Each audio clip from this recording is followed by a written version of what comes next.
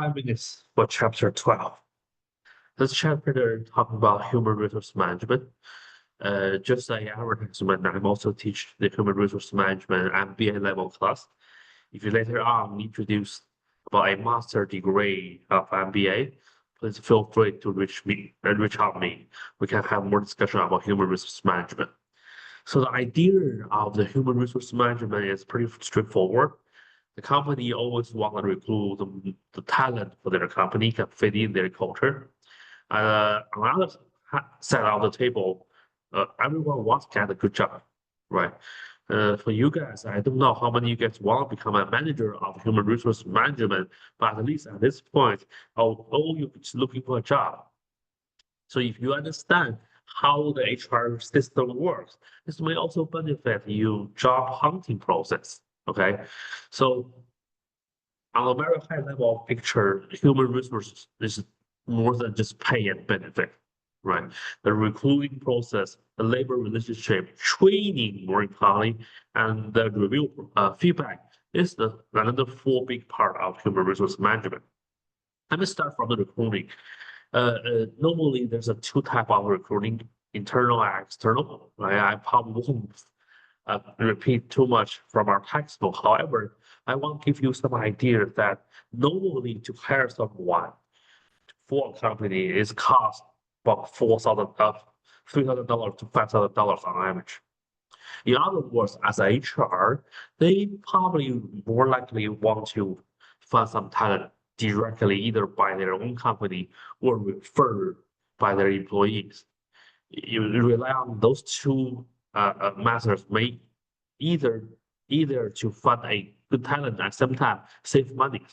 In other words, for you guys, if you really want to find a job, you better spend more time to find out the connection, which connection has resource for your job rather than just send you resume out of on LinkedIn or on Indeed website to searching those pure external recruiting pro opportunities, right?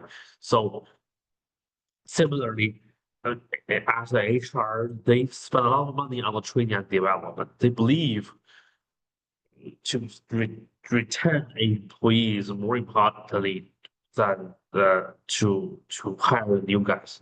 Similarly, for you guys, if you're looking for a job, you better check if they have applied to train you guys and help you guys improve yourself. Right? This has to be a key components for many of you guys for looking for new jobs. If I were you, I always think if I can work with this company and improve myself and grow myself with this company, it's always the best option. Right. So you can read more detail of the pay level, pay structure from our textbook. But something I want to mention is nowadays for your generation, people call you just Generation Z, right? What's the most top benefits you guys looking for a job, which is also the top priority in their HR workforce, right?